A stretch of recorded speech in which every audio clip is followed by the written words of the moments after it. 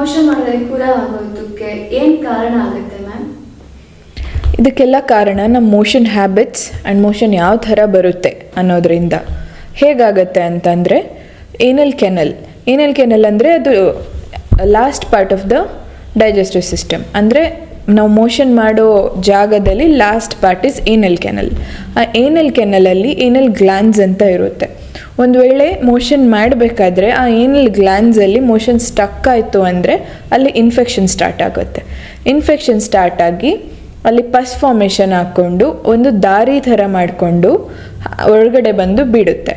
ಹೊರಗಡೆ ಬಂದು ಬಿಟ್ಟರೆ ಅದನ್ನು ಫಿಸ್ಟುಲಾ ಅಂತ ಹೇಳ್ತೀವಿ. ಒಂದು ವೇಳೆ ಇನ್ನೂ ಹೊರಗಡೆ ಬಂದಿಲ್ಲ, ಬರೀ ಇನ್ಫೆಕ್ಷನ್ ಆಗಿ ಒಂದು ದಾರಿ ಮಾಡ್ಕೊಂಡಿದೆ ಅಂತಂದರೆ ಅದನ್ನು ಸೈನಸ್ ಟ್ರ್ಯಾಕ್ಟ್ ಇನ್ಫೆಕ್ಷನ್ ಅಂತ ಹೇಳ್ತೀವಿ.